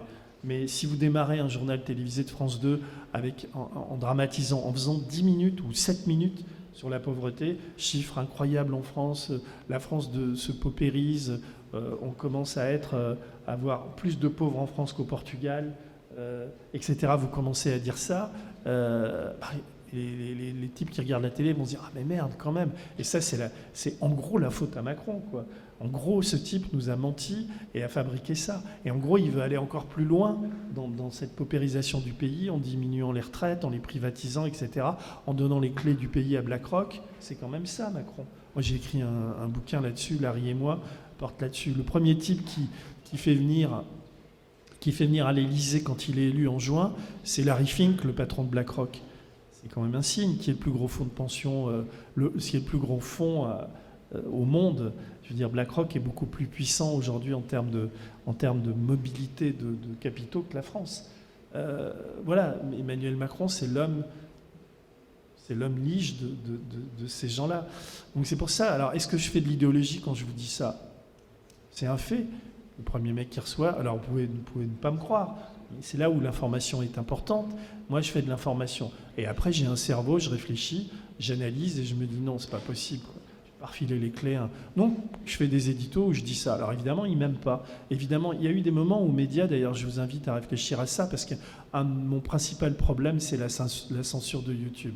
C'est-à-dire que dès qu'on met des images de gilets jaunes et tout ça, de violences policières, on est censuré sur YouTube. Donc j'ai eu 2 ou 3 de mes éditos qui partaient mais comme des flèches et qui ont été censurés au bout de 24 heures en France.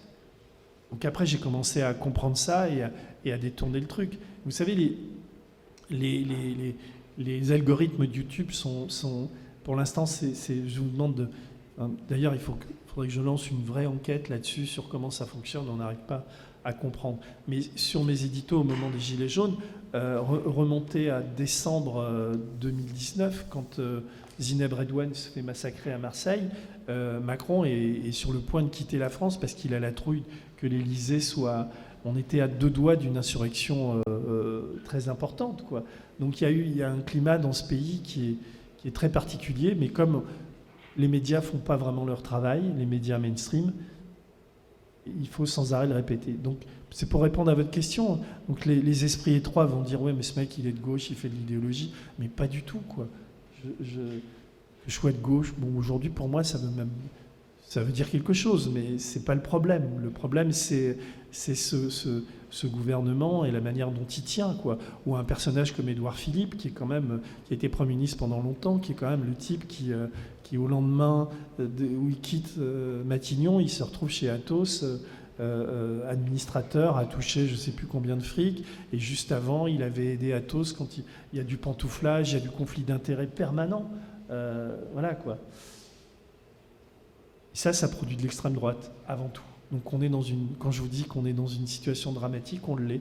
Et je pense que le journalisme, j'aurais pas dit ça il y a 3-4 ans, le journalisme, ça a du sens d'être journaliste aujourd'hui, parce que c'est vachement dur de résister justement à la pression ambiante, à l'idéologie, et d'essayer de penser par soi-même, et de se dire non mais ça je peux pas le dire, ça je peux pas le faire, etc.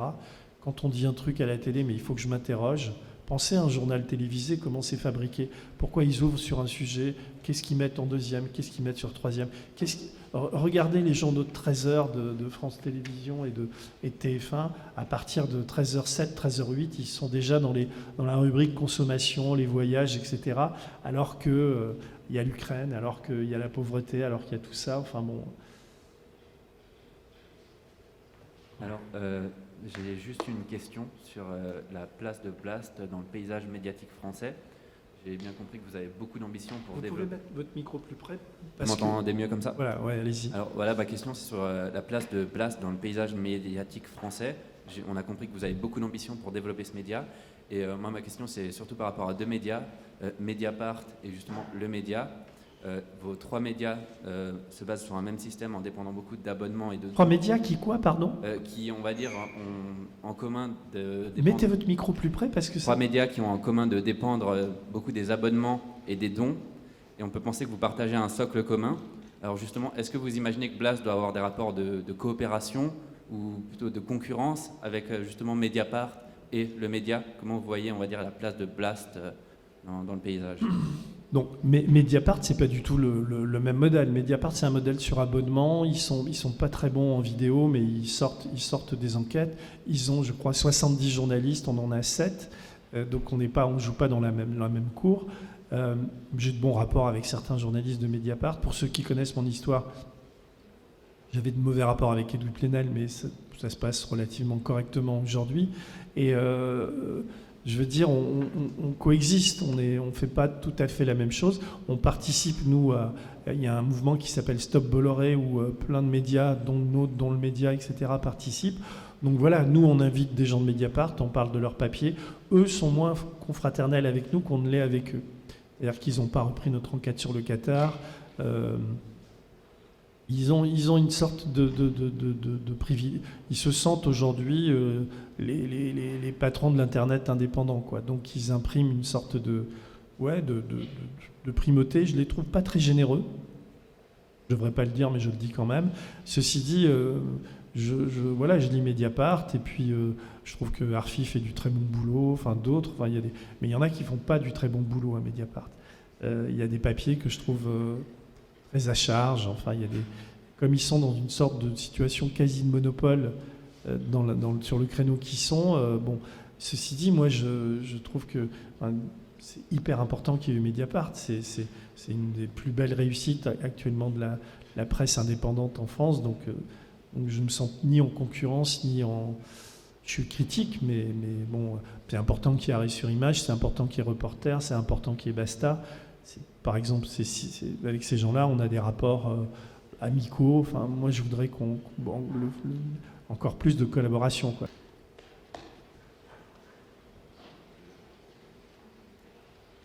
Bonjour. Alors, j'avais une question par rapport à les journalistes dans la société. J'ai vu dans Un Bourbon sinon rien... Vous pouvez mettre le micro plus près et enlever le masque. Ouais, je vais enlever le masque, ce sera plus simple. J'avais vu dans l'émission Un Bourbon sinon rien la réponse de Richard Ferrand à Antoine, ouais. Par rapport à justement le Conseil constitutionnel. J'aimerais savoir, avec l'importance de la politique dans les médias, est-ce qu'il n'y aurait pas un manque de confiance ou aussi un dénigrement du métier journalistique, de par justement les réponses de Richard Ferrand, mais aussi j'ai l'exemple de Darmanin sur BFM qui répond charmant, on va dire, un peu à je sais plus c'était dans quelle émission, mais... Avec Apolline de Malherbe, oui, vous voulez... voilà, c'est ça. Je comprends pas votre question, excusez-moi. Ouais, excusez-moi. En fait, c'était plus dans l'aspect, est-ce que il n'y aurait pas une perte, à la fois une perte de confiance de la population sur les médias, de manière générale, mais est-ce que aussi le métier journalistique, enfin c'est deux questions en fait, est-ce que aussi le métier journalistique, il n'est pas aussi dénigré par les politiques, de par les réponses un manque de respect, on va dire? Comment dire Alors c'est marrant parce que l'épisode d'Antoine Etcheto, donc qui est un journaliste de Blast, qui interroge Ferrand, la conférence ronronnait.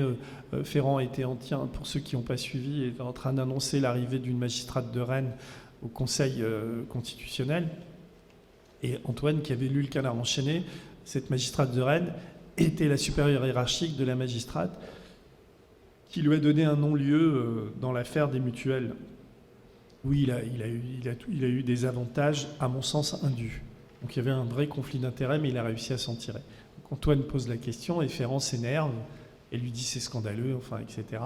Et ensuite, il lui coupe le micro quand même à Antoine. Antoine ne peut pas répondre. Donc Antoine a eu beaucoup de comment dire, d'abord sa question était intelligente, elle était pertinente. Aucun autre média l'a posé et il a eu beaucoup de sang-froid à continuer face à un Richard Ferrand, président de l'Assemblée, très hostile et à une salle. Alors, Antoine m'a raconté qu'après, tous les journalistes sont venus le féliciter, mais il n'y en a pas un qui a embrayé derrière lui parce que c'était quand même une question fondamentale. Antoine, je suis fier de lui parce qu'il a fait le job, quoi. Et il est à Blast et il y a. Quand vous voyez dans ce genre de truc, il n'y a plus de journalistes, il n'y a plus de questions incisives.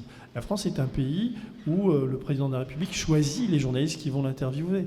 La France est un pays où, pour être accrédité à l'Élysée, il faut montrer patte blanche, ou pour être accrédité à l'Assemblée, il faut montrer patte blanche. Donc ils choisissent leurs journalistes. Et c'est vrai qu'ils ont tendance à les dénigrer. Aux yeux de types comme Ferrand ou comme Darmanin, eux ont l'habitude de journalistes flagorneurs, des sortes de paillassons sur lesquels ils s'essuient les pieds à longueur d'interview. Et quand vous avez un journaliste qui essaie de faire son métier, il est rabroué, quoi. Apolline de Malherbe, c'est pas franchement la journaliste la plus indépendante et comment dire, la plus. Elle n'a jamais sorti d'énormes affaires, elle a jamais été très en pointe dans la liberté de ton, etc. Mais là, face à Darmanin, c'est tellement incroyable ce que lui dit Darmanin qu'elle est même décontenancée, quoi. Mais je veux dire, c'est aussi à cause de gens comme Apolline de Malherbe et de Léa Salamé, enfin je ne les mets pas au même niveau, mais tous ces pseudo-journalistes qui se couchent tous les matins devant les politiques, qui voient toujours les mêmes, etc. C'est pour ça qu'on en arrive à des situations où un mec comme Darmanin se croit tout permis et va lui dire ça, quoi. Mais voilà, c'est bien si elle se réveille, Apolline de Malherbe. Merci. On va peut-être prendre encore une ou deux questions avant de terminer. Bonjour. Ma question va faire un peu écho à celle de Paul, mais c'était... je ne vois pas, vous êtes où? Vous pouvez lever la main? Ah, là. Ah, pardon. Et enlevez le masque parce que je suis désolé, mais il y a un filtre ou alors je deviens sourd, mais ici on n'entend pas. Je voulais vous demander comment vous expliquez aujourd'hui le paradoxe entre, d'un côté, justement, cette défiance grandissante envers les médias, et de l'autre, l'influence qu'ils peuvent tout de même avoir sur un large pan de la population, surtout au niveau politique. J'ai tout compris. C'était simplement vous demander comment vous expliquez... Le paradoxe entre quoi et quoi? Entre la défiance grandissante envers les médias par la population, mais aussi l'influence que les médias ont sur une grande partie de la population. C'est pas un paradoxe, c'est-à-dire... attendez, je réfléchis. La défiance, c'est une bonne question, parce que pourquoi il y a une défiance entre les médias et... L'influence qu'ils ont.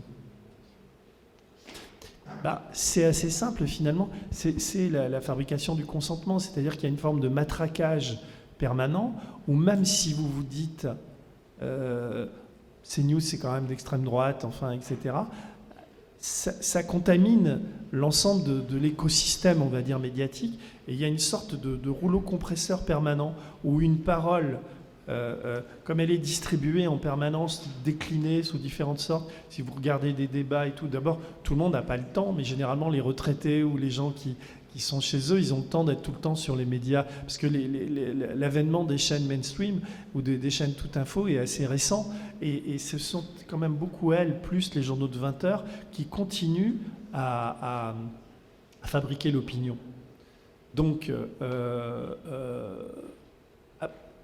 le fait que ces médias-là impriment une idéologie, des propos, amènent à voter par exemple Macron ou amènent l'extrême droite pour ce qui est de CNews, me semble une évidence. Après, pourquoi il y a de la défiance ? Il y a de la défiance dans les sondages, en particulier le sondage de Lacroix ou des choses comme ça. C'est parce que aussi les gens qui sont sondés, je pense que les gens qui sont sondés et qui répondent à ces questions, c'est pas vraiment le français moyen, quoi. C'est des gens qui commencent à réfléchir déjà, qui sont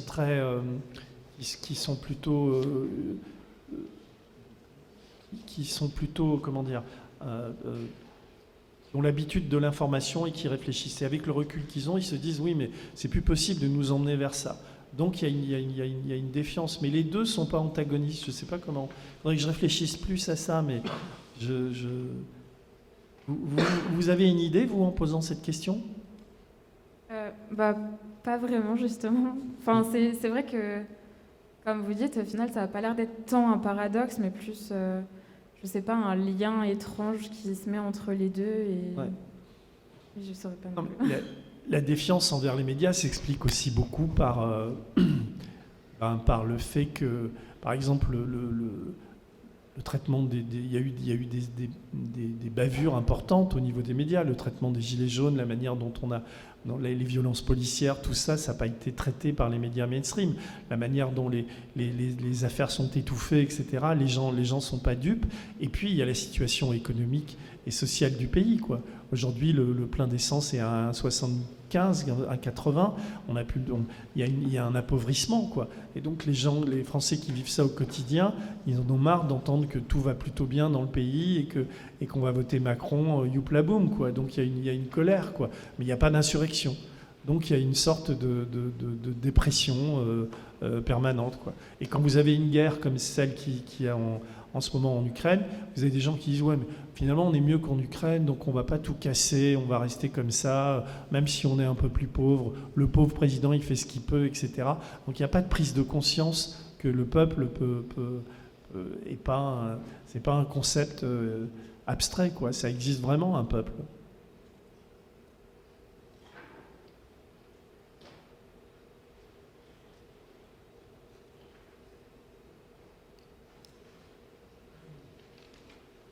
Bonjour, donc j'espère Bonjour. que vous m'entendez bien.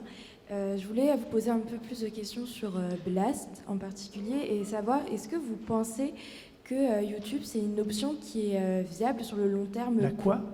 Si YouTube Ah oui. est une option viable Putain, sur mais je le suis long sourd. terme pour Blast, parce que comme vous l'expliquiez, effectivement, YouTube, ça vous permet d'avoir des abonnés, donc beaucoup aussi de visibilité.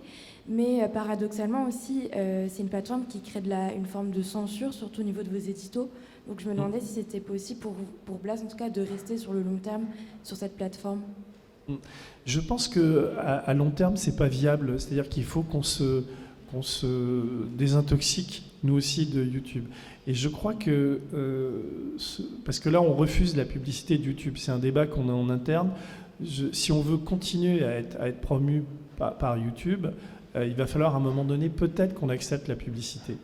Mais pour l'instant, on l'a refusé. Mais qu'on dise aux gens, si vous ne voulez pas de publicité, il faut que vous alliez sur le site de Blast, parce que toutes les vidéos sont sur le site de Blast. Et là, c'est plus YouTube, c'est Peertube. Donc voilà, il faut là, on est en train de développer une application. On va avoir une application sur le smartphone. Donc on va petit à petit en sortir, quoi. Mais il faut qu'on le pense en amont, quoi. Mais c'est pas bien de dépendre de YouTube, de Google, etc. Évidemment. Mais pour l'instant, on n'a pas le choix.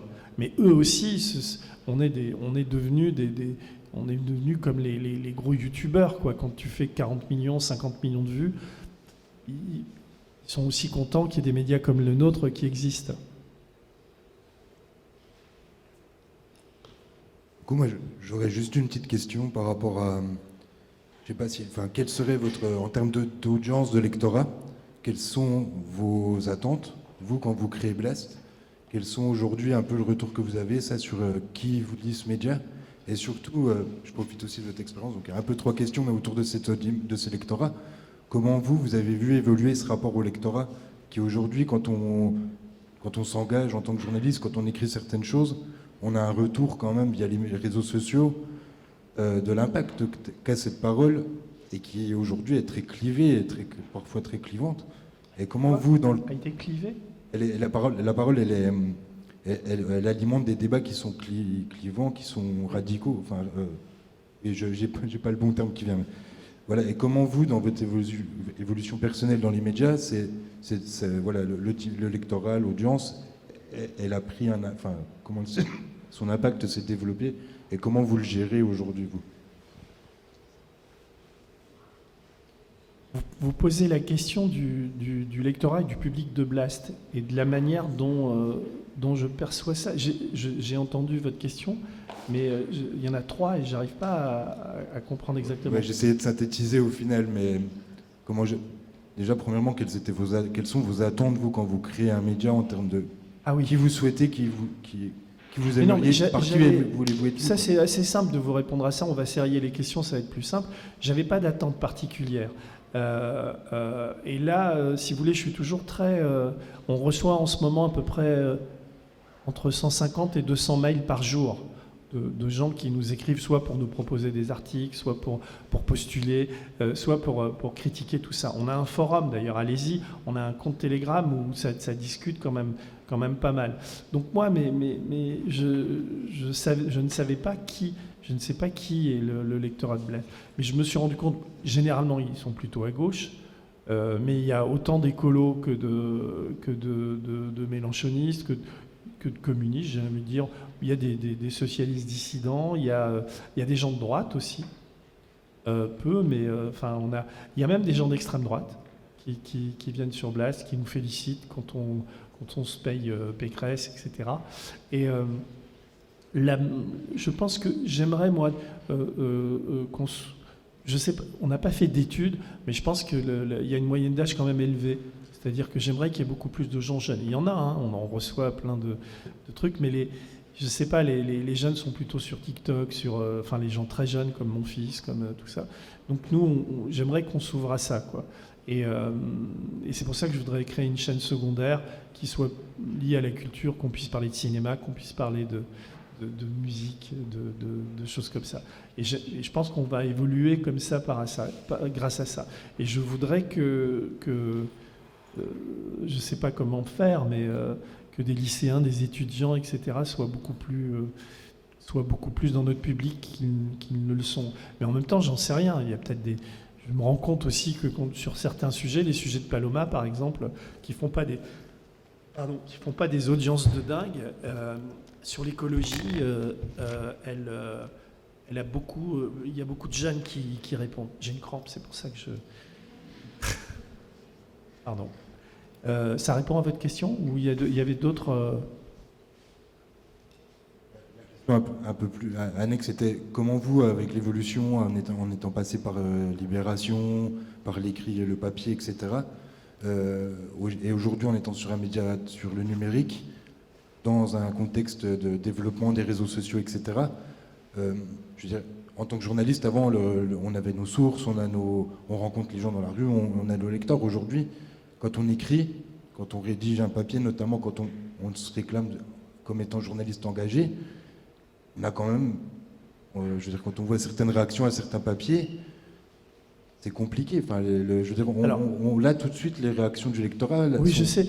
Mais moi, à titre personnel, ça va vous sembler peut-être étrange, mais je veux dire, une journée, ça fait 24 heures. Mon cerveau, et même s'il turbine en permanence, quasiment, même quand je dors, je me refuse à certaines choses. Par exemple, je ne vais pas lire les commentaires. Je suis sur Twitter, mais d'une manière très épisodique. Parce que c'est trop chronophage. Si je commence, je m'en sors pas. Je sais, il y a des moments dans ma vie où je l'ai été et j'y arrive pas. Par contre, je m'informe sur Facebook.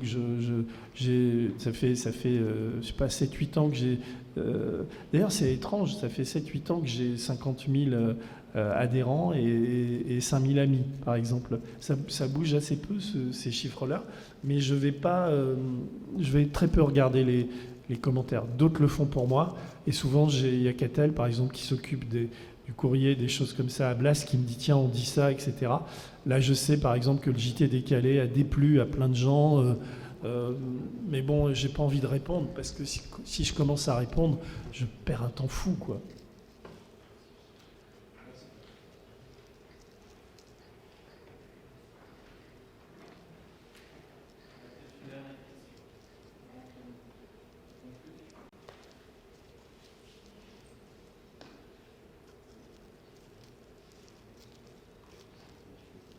C'est bon ? On a 10 midi et demi, on est à peu près dans les cordes. S'il n'y a plus de questions, je vous remercie. Peut-être vas-y. pour conclure, Denis Robert, Ah, vous pardon. avez devant vous plein de futurs journalistes. Qu'est-ce que vous auriez comme conseil à leur donner? Un conseil sur le métier avant de commencer? D'abord, j'allais dire abonnez-vous tous à Blast. Si vous êtes fauché, ne vous abonnez pas, mais au moins connectez-vous à Blast, essayez de lire, de regarder ce qu'on fait. Ensuite, l'avenir, je pense, est dans les médias indépendants. L'avenir, une société a besoin, il n'y a que dans les dictatures où les journalistes sont... On n'est pas dans une dictature en France, mais on peut l'être un jour. J'aurais jamais pensé dire ça, mais donc on n'a jamais eu autant besoin de journalistes. Donc faites le job, ne vous laissez pas manger par les idéologues justement, et puis c'est pas. Je veux dire, je sais plus, j'avais fait un édito où j'expliquais que je regarde des fois Pascal Praud et donc tous ces mecs-là vous disent dans les commentaires médiatiques, ils vous disent nous on est libre, la réalité, enfin. Ils ont l'impression d'être comment dire, propriétaires de la réalité. En disant, nous, on la voit, la réalité, etc. Vous êtes toujours le produit de celui qui vous paye quand vous êtes dans ces médias-là. Et que vous le vouliez ou non, vous pouvez vous dire libre ou pas. Quand vous êtes salarié par Bolloré, c'est pas la même chose que quand vous êtes salarié aux médias ou quand vous travaillez dans le service public. On vous paye pour être journaliste, mais pour dire un certain nombre de choses. Dès que vous allez franchir certaines limites, vous allez être viré. Mais comme vous avez besoin de manger, vous allez avoir tendance à accepter ça. Sauf que si vous êtes un être humain doué d'intelligence et d'une conscience, si vous acceptez cette chose-là, je vous donne 8 ou 10 ans avant de développer un cancer ou un ulcère de l'estomac. Parce que vous ne pouvez pas travailler contre vous, à moins de devenir une machine ou un sinistre individu, quoi, qui pense qu'on peut aller contre sa conscience. Moi, je ne pense pas. Dans ce cas, il faut faire un autre métier. Il faut être boulanger, il faut être... je ne sais pas, il y a des tas de métiers formidables. D'ailleurs, il y a un bouquin de Jean-Marie Charon, c'est Jean-Marie, je crois que son prénom, qui explique qu'il y a de plus en plus de journalistes qui arrêtent de faire carrière parce qu'ils ne sont plus en accord avec eux-mêmes. Donc le truc, c'est que être journaliste, c'est difficile, mais en même temps, c'est très gratifiant à titre personnel si vous êtes toujours en accord avec vous-même. Voilà, il y a une sorte de... Il ne faut jamais rien faire à contre-cœur. Et si vous commencez à mettre c'est l'histoire de la corruption, ça. Si vous commencez à mettre le pied dans un système en vous disant « Bon, allez, je peux dire ça, ça ne mange pas de pain. » Ça mange toujours du pain. Et un jour, vous le payez, quoi. Donc être journaliste, c'est d'abord être indépendant dans sa tête. Sur cette leçon de morale, je vous souhaite bonne chance. Merci à tous. Merci.